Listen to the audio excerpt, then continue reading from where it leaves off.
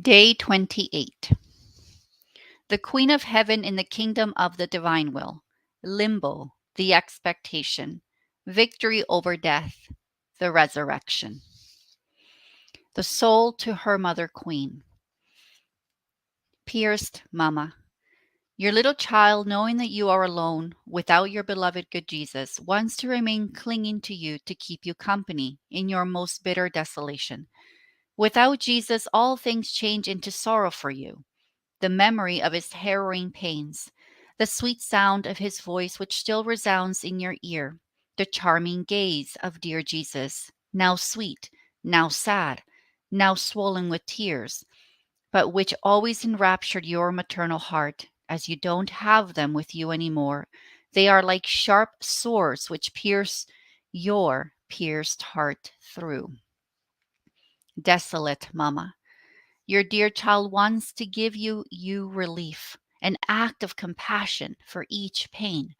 Even more, I would like to be Jesus, to be able to give you all the love, all the comforts, reliefs, and compassions which Jesus himself would have given you in this state of yours, of bitter desolation. Sweet Jesus gave me to you as your child.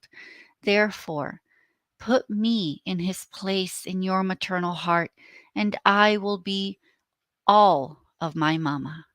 I will dry your tears, and I will always keep you company. Lesson of the Desolate Queen and Mother. Dearest child, thank you for your company. But if you want your company to be sweet and dear to me, the bearer of relief to my pierced heart, I want to find in you the divine will operating and dominating, and that you do not surrender even one breath of life to your will. Then, yes, will I exchange you with my son Jesus, because his will being in you, in it, I will feel Jesus in your heart. And oh, how happy I will be to find in you the first fruit of his pains and of his death. In finding my beloved Jesus in my child, my pains will change into joys and my sorrows into conquests. Now, listen to me. Child of my sorrows, as my dear son Jesus breathed his last, he descended into limbo, a triumpher and bearer of glory and happiness to that prison in which were all the patriarchs and prophets, the first father Adam, dear Saint Joseph, my holy parents, and all those who had been saved by virtue of the foreseen merits of the future Redeemer. I was inseparable from my son, and not even death could take him away from me. So, in the ardor of my sorrows, I felt him in limbo and was spectator of the feast of the thanksgivings which that whole great crowd of people gave to my son, who had suffered so much and whose first step had been toward them, to beautify them and to bring them with himself to the celestial glory. So, as he died, conquest and glory began for Jesus and for all those who loved him. This, dear child, is symbol of how, as the creature makes her will die through union with the divine will, conquests of divine order, glory, and joy begin, even in the midst of the great sorrows.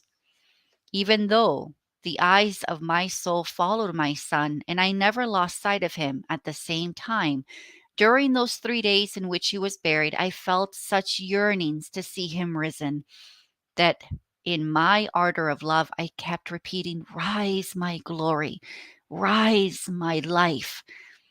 My desires were ardent, my sighs of fire, to the point of feeling consumed.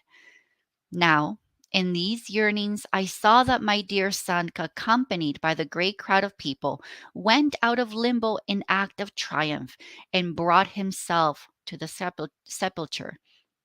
It was the dawn of the third day, and just as all nature had cried over him, now it rejoiced, so much so that the sun anticipated its course to be present at the act in which my son was rising again. But oh, marvel! Before rising again, He showed the crowd of people his most holy humanity, bleeding, wounded, disfigured, the way it had been reduced for love of them and of all. All were moved and admired the excesses of love and the great portent of redemption. Now, my child, oh, how I wish you to be present in the act in which my son rose again. He was all majesty. His divinity, united to his soul, unleashed seas of light and of enchanting beauty, such as to fill heaven and earth.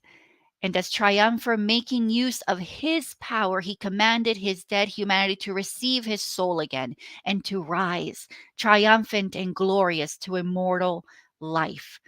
What a solemn act! My dear Jesus triumphed over death, saying, "Death, you will no longer be death, but life."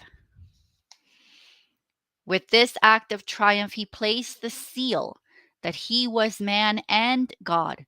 And with his resurrection, he confirmed his doctrine, his miracles, the life of the sacraments, and of the whole life of the church.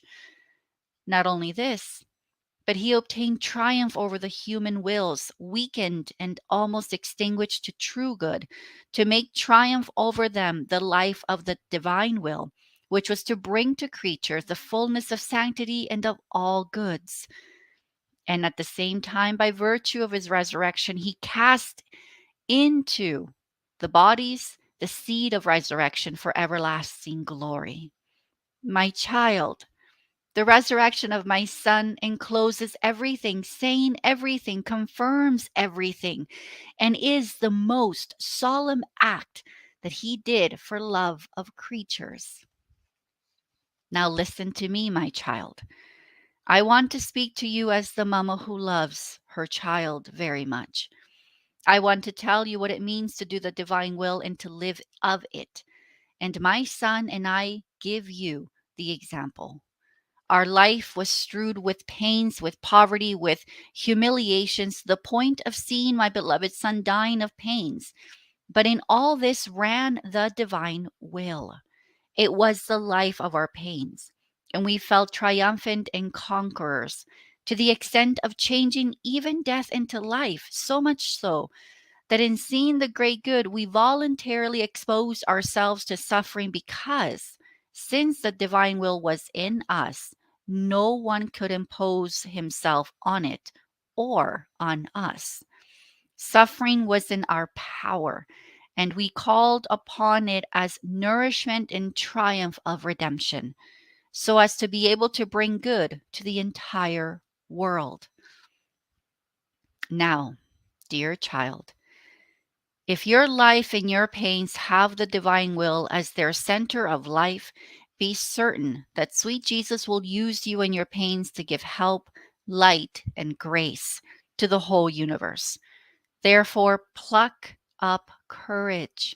The divine will knows how to do great things wherever it reigns.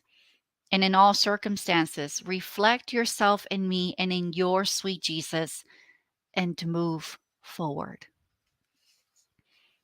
The soul.